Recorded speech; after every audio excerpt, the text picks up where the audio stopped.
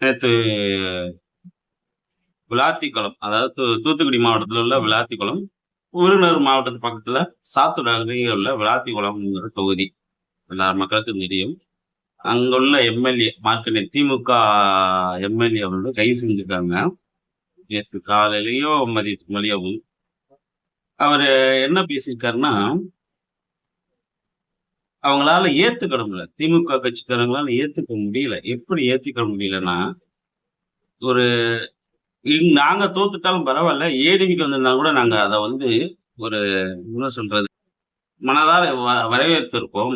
ஏடிஎம்கே கட்சி இருந்தாலும். பட் கட்சி ஆரம்பிச்சு 2 1/2 வருஷத்துல ஒரு கட்சி ஆட்சி அமைச்சிருக்குது அப்படிங்கிறது அவங்களால கட்சி தலைமையில இருந்து கீழுள்ள தொண்டர்களுக்கு ஏத்துக்க முடியாது. ஏன்னா 75 வருஷ கட்சி அது. அண்ணாதுரை ஆரம்பிச்ச கட்சி அது. இப்ப அவங்களால வந்து அந்த தொண்டர்களுக்கு வந்து பாத்தீங்கன்னா 2 1/2 வருஷத்துல கட்சி ஆரம்பிச்சு முதலமைச்சர் ஆயிருக்காருன்னு போது அதுக்குள்ள வந்து ஒரு பயன் சொல்லலாம். அவங்கள வந்து ஒரு தவறான முறையில பேசுறதா இருக்கட்டும், விஷயங்கள் பண்றாங்க. ஏத்துக்க முடியல. முடியலங்கிறத விட கொஞ்சம் கூட அவங்களால நம்ம தோத்துட்டோம், இன்னொரு புது கட்சி ஆட்சிக்கு வந்துருச்சுன்னு அவங்களால ஜீர்ணிக்க முடியல. அப்போ அந்த வெளிப்பாடுதான் வந்து விளாத்திக்குளத்துக்கு அந்த மக்களுக்கு நன்றி சொன்ன ஒரு பொதுக்கூட்டத்துல வந்து அவர் பேசியிருக்காரு. என்னதான் இருந்தாலும் பாத்தீங்கன்னா, நமக்கு அவர் முதலமைச்சர். நம்ம 8 கோடி மக்களுக்கும் பாத்தீங்கன்னா, அவர்தான் முதலமைச்சர்.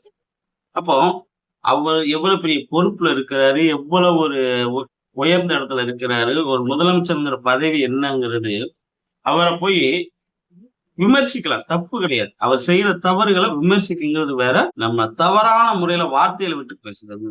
அதனாலதான் அவங்க அவங்க அந்த இதை ஏத்துக்க முடியாதனாலதான் அவங்க அந்த அளவுக்கு வந்து வார்த்தைகள் வருது அவங்களுக்கு. ஏன்னா இப்ப வந்து சேம் சார் வந்து நம்ம விஜயண்ணா எப்பவுமே வந்து பாத்தீங்கன்னா சில தவறுகள் பண்ணிட்டு தான் இருக்கிறார். அதை வந்து நம்ம அந்த தவறுகளை சுட்டி காட்டி பேசி செஞ்சு இது தவறு, அது போக அவங்க வந்து இந்த ஆட்சிக்கு புதுசு, அதனால மாத்திக்கணும் அப்படிங்கறதுதான் நிறைய பத்திரிகையாளருடைய விமர்சனம். அப்ப அந்த பத்திரிகையாளர் விமர்சனம் பண்றேன்னா அந்த விமர்சனத்தை அவங்க மாத்தி அதை திருத்திக்கிட்டு இது பண்றதா. இப்ப எதிர்கட்சிகளும் என்ன ஒரு விமர்சனம் வைக்கணும்னா, நம்ம உதாரணத்துக்கு இன்னொன்னு சொல்லணும்னா, நம்ம பிரேமலதா அம்மா வந்து சட்டசபையிலே வந்து ஒரு சோசியரை போய் நீங்க அரசாங்க அதிகாரியா நீங்க போறது உங்க பக்கத்திலே வச்சுக்கிறது தவறு அப்படின்னாங்கல்ல, அது அந்த விமர்சனத்தை அவங்க ஏத்துக்கிட்டு அது தவறு அப்படிங்கிறத மாத்தி அமைச்சாங்கல்ல, அதுதான் விமர்சனம். அது தவறை திருத்திக்கிறதா மாத்திக்கிறதா விமர்சனமா வைக்கிறது. இது வந்து அளவுக்கு மீறின வார்த்தைகளை பேசும்போது, ஒரு முதலமைச்சருங்கிற வார்த்தைகளை பேசும்போது ஒரு சில நடவடிக்கைகள் இருக்கிறாங்க. அது தவறு இல்லைன்னு நினைக்கிறீங்களா? அது யூஸ்வலா ஆகிப்போச்சு இல்லைங்களா? இப்போ இன்னைக்கு காலையில நியூஸ் 18 அதாவது செய்தியில சொன்னது என்னன்னா, நம்ம சண்முக ஐயா சிபிஎம் சிபி அவங்க கம்யூனிஸ்ட் கட்சி அவங்க என்ன சொல்றாங்கன்னா, மத்த கட்சி அதாவது ஐயுஎம்எல், காங்கிரஸ், நம்ம ஐயா திருமாவளவன் கட்சி அவங்க அப்ப இவங்க எல்லாம் வந்து அதிகாரத்துல வந்து பங்கு வாங்கியிருக்காங்க, அதாவது அமைச்சரவையில இருக்கிறாங்க. எங்களுக்கு அது தேவையில்லை. நம்ம வீரபாண்டி ஐயாவும் அதுதான் சொல்றாரு, எங்களுக்கு அது தேவையில்லை. ஆனா ஒரு சில இடங்கள்ல வந்து நாங்க இதுக்கப்புறம் உள்ளாட்சி தேர்தலையோ இல்ல அடுத்த 29 நாடாளுமன்ற தேர்தலையோ வந்து கூட்டணிங்கிறது வந்து ரொம்ப கம்மி அப்படின்னு. அப்ப இன்னொரு பக்கம் ஒரு செய்தி என்ன சொல்றேன் அவர்கிட்ட கேட்கும்போது என்ன சொல்றாங்கன்னா, அதாவது திமுக பிஜேபியோட கைகோர்க்குமா அப்படின்னு சொல்லி கேட்கிறாங்க. இல்ல அந்த அளவுக்கு எல்லாம் வாய்ப்பு ரொம்ப கம்மி அப்படின்னு சொல்லி நம்ம சண்முக ஐயா சொல்றாப்புல. இப்போ எந்த அளவுக்குன்னு தெரியல. ஆனா அவங்க கம்யூனிஸ்ட் கட்சிகள் வந்து ஒரு சில இடங்கள்ல வந்து நேர்மையா பேசுவாங்க. நேர்மைங்கிறது பாத்தீங்கன்னா இப்ப வரைக்கும் வந்து பாத்தீங்கன்னா 2 கட்சி, ஒரு தொழிலாளருக்கு போராட்டமா இருக்கட்டும், மற்ற விஷயங்கள் எல்லாமே செய்யறதா இருக்கட்டும், விவசாய பிரச்சனையா இருக்கட்டும், எல்லாத்துக்குமே வந்து 2 கட்சி. இப்போ ஒண்ணு நாம் தமிழர், இன்னொன்னு கம்யூனிஸ்ட் கட்சி.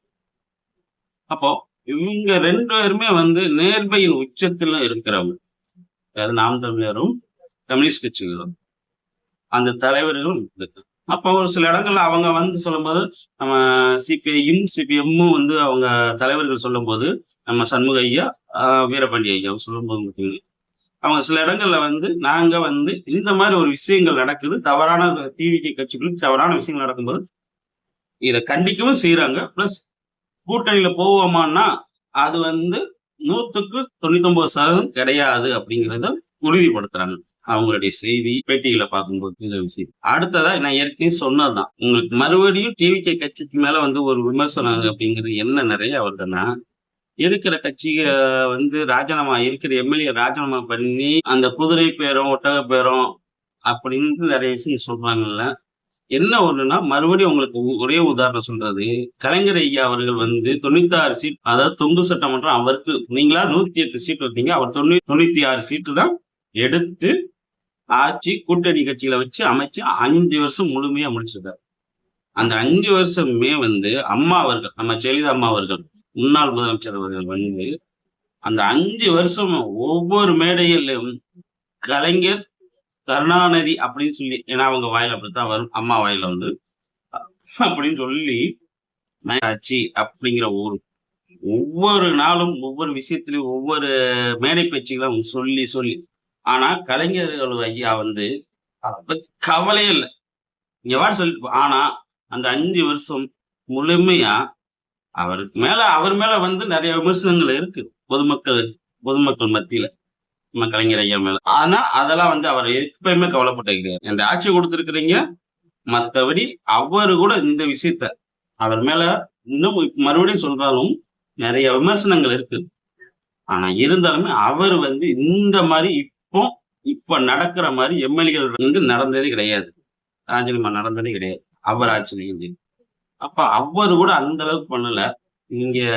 நீங்க நம்ம விஜய் அண்ணா சிஎம் சார் தான் நல்லதே நடக்கும்னு சொல்லி மேடையில பேசும்போது உங்களுக்கு கான்பிடன்ஸ் இல்லையா? இருக்கிற கட்சியில வச்சு இந்த 5 வருஷத்தை ஆண்டு முடிப்போம் அப்படிங்கிற ஒரு சின்ன பதற்றம், இது மட்டுமே பார்க்கலாம் எப்படி இருக்குன்ட்டு.